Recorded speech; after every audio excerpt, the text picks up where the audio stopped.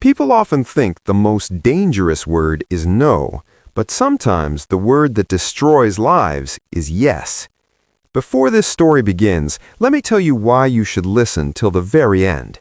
This is not a love story filled with roses and happy endings.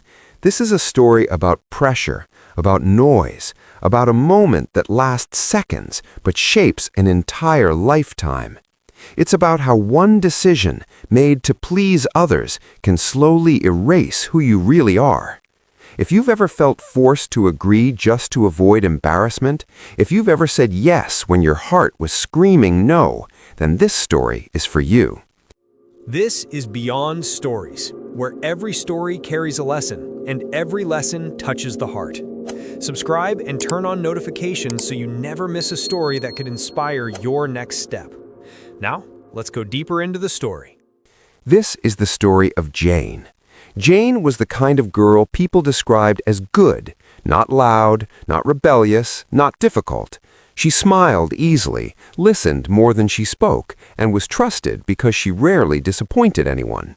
If you asked Jane for help, she would find a way, even when she was tired. If you asked her opinion, she would soften it so no one felt uncomfortable. From a young age, Jane learned a quiet lesson. Keeping peace is better than telling the truth. Her parents loved her, but they loved obedience more. Her friends admired her kindness, but relied on her silence, and society rewarded her most when she agreed. So Jane grew up believing that saying yes made her lovable. Kelvin entered Jane's life gently. He wasn't dramatic or intense. He was steady, predictable, safe. They met through mutual friends. He liked her almost immediately. Jane noticed, but didn't feel the same spark. Still, she didn't push him away. She replied to messages, accepted calls, went out with him when friends encouraged her.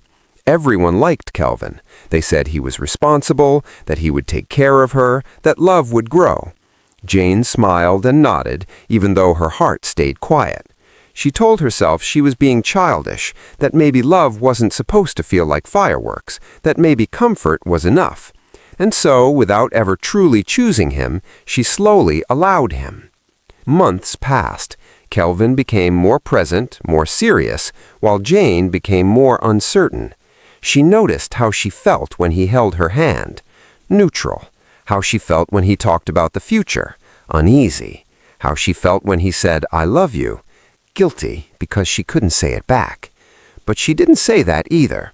She told herself it was too late to pull away, that she didn't want to hurt him, didn't want to explain herself to everyone, didn't want to be seen as ungrateful. So she stayed, and staying slowly became a habit. The proposal came on a bright afternoon. It was a gathering filled with friends, family, and laughter. Jane thought it was just another celebration. She wore a simple dress and smiled like she always did. Then Kelvin took the microphone, and Jane's heart dropped before her mind understood why. He spoke about patience, about loyalty, about how long he had waited.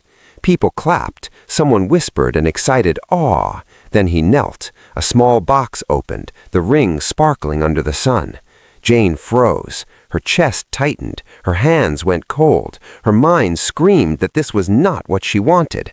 Before she could think, the crowd burst into noise. "Say yes! Say yes! Don't break his heart! Look at the ring! Everyone is watching!" The noise grew louder than her thoughts. Jane looked around at faces full of expectation, phones raised, smiles stretched wide. She looked at Kelvin, his eyes hopeful, vulnerable, confident.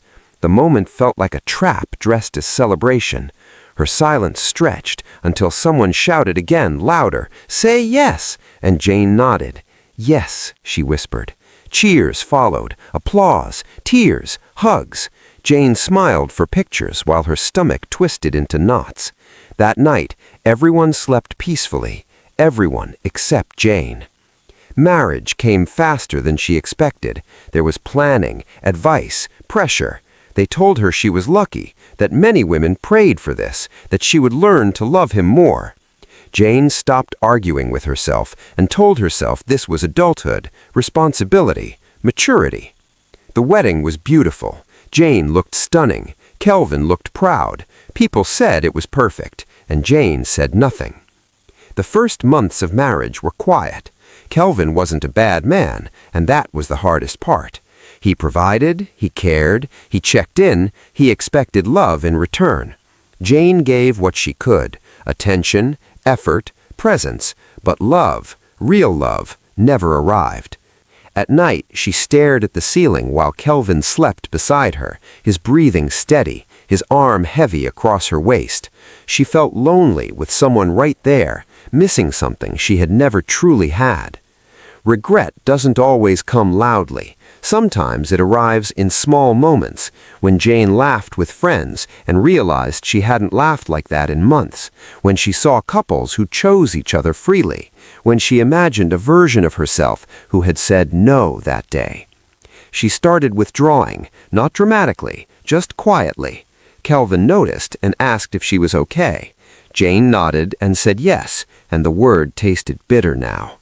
Years passed, the house filled with routine, morning greetings, evening silence, repeated questions with rehearsed answers.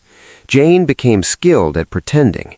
She smiled at family gatherings, praised Kelvin publicly, became the example others admired, while inside, something slowly died. She wondered who she might have been if she had been brave for just one moment. One evening, years later, Jane sat alone after another argument that wasn't really an argument.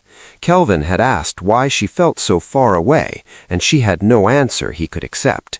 She walked to the window and watched the streetlights flicker on, and then it hit her, not like a storm, but like a weight. She realized her regret wasn't just about Kelvin, it was about herself. She had said yes to everyone else and no to her own truth, and now there was no rewind button. Jane never told anyone the full story. She carried it quietly, like she carried everything else. But if she could speak to her younger self standing in that crowd, she would say, never say yes just because people are shouting. Never make a lifetime decision to satisfy a moment. And never ignore your heart to protect someone else's comfort. Because some regrets don't come with drama. They come with a calm life and a silent ache that never leaves. And maybe the saddest part of Jane's story is this: everyone thought she was happy, and she let them believe it. If this story touched you, if it made you pause, if it reminded you of a moment you almost ignored your truth, then you understand why stories like this matter. Subscribe to this channel for more stories that stay with you long after the video ends, because sometimes one story can save you from a lifetime of regret.